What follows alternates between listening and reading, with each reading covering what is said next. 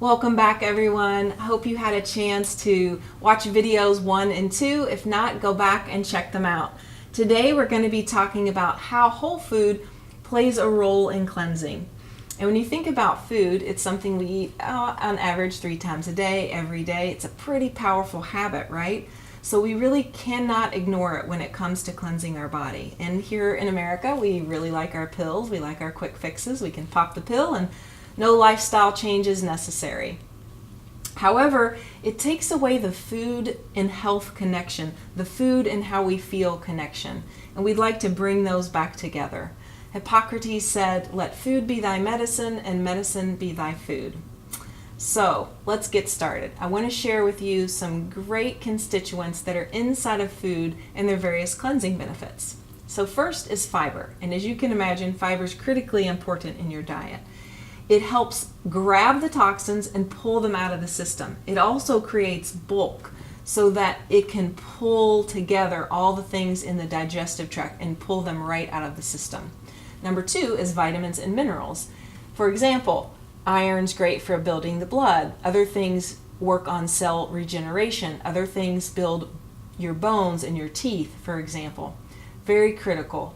3, antioxidants. So when you think about these guys, they're like the bodily scavengers.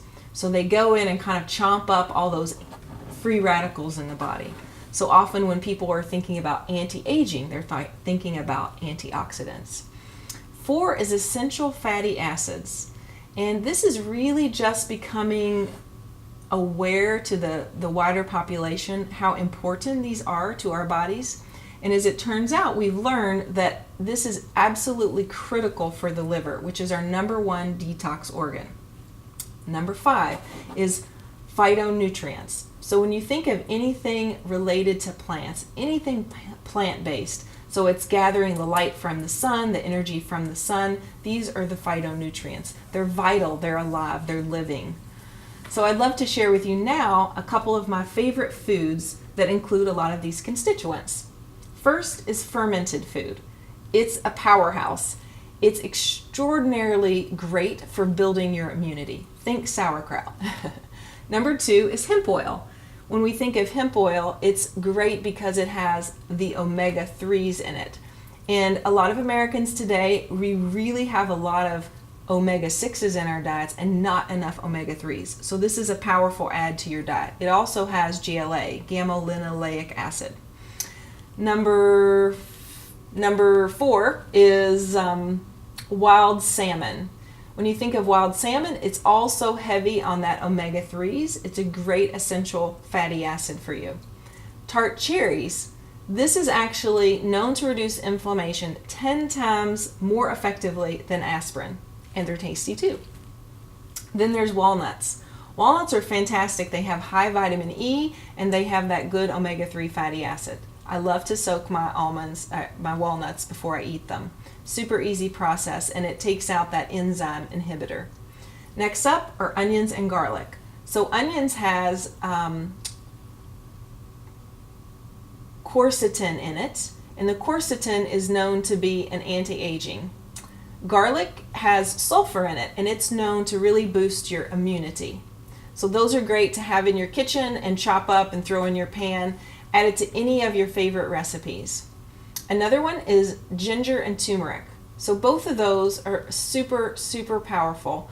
The turmeric has curcumin in it, which is known to have anti-inflammatory effects, as well as the ginger that has a similar property. So again, I love to have those around the house, chop those up, make teas, throw them in my stews, everything.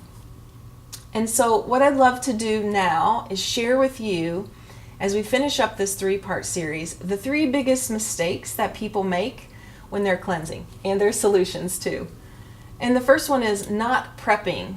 So not getting your mind right, not sitting down with your calendar and seeing what your social calendar looks like, not telling your partner or your family that you might need their support, really taking time to sit down, get clarity about what you want, and making some time for it in your day. So I highly recommend you to, say you have a whim on a Friday, take some time over Saturday and Sunday, get your calendar out, because the truth is, no matter what's on your calendar, there's always going to be something that's going to be right in the middle of cleansing or anything like that. There's always going to be something. So I just encourage you to just set your mind to it, and then it will happen.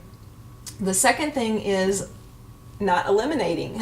So usually when people talk to me about this, it's usually the third day into their cleanse, or somewhere along the way, the third day that they haven't eliminated. This is extraordinarily important when you're doing a cleanse, because we're stirring up the toxins into the bloodstream and they need to come out of the body. And so with elimination, it's a little bit of a taboo topic. And so what we're going to do is we're going to add in lots of water. That's going to help tremendously. We're also going to add in some of those other things that we talked about, like fiber, so we can make sure that we are eliminating. Most people are really out of touch with how often they go to the bathroom. When the doctor asks, they don't even know. This is normal.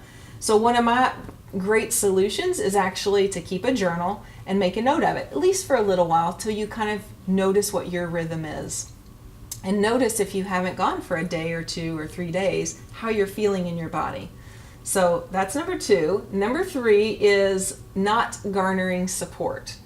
And this means, like I said before, the husband, the wife, the family, your best friend, people that you're going to be in connection with over the next, whenever your process is taking place, that really can help you by getting the junk out of the kitchen, or can say, oh yeah, let's go to the tea house instead of the bar. Let's have a nice meal at home versus let's go out to dinner. Just letting people know what you're up to, and then asking for what you need. Say, hey, I could really use you on speed dial because I may get scared. And it's extraordinarily important to have some support of other people who've been there, who've done that, because they know what you're going through and they know how to hold space for you or be empathic for you. So that's really important. Now, we've done 3 videos and it's a lot of information. So I know it might be confusing or a little overwhelming. So I just want to give you one next step. So I've created a kitchen prep guide for you. It's a guide with about 30 different foods. Now, out of those 30 different foods, I really just want you to choose 1 or 2. So don't get overwhelmed here. Just choose 1 or 2, and I want you to see, how can you purchase those? How can you have those in your cabinet all the time? They can become a staple. How can you add them into a favorite recipe? How can you make them even more tasty? I just want you to experiment, because when we add in something to our diet and our taste buds start to recalibrate, we can gradually move out those other things. So it's not as scary.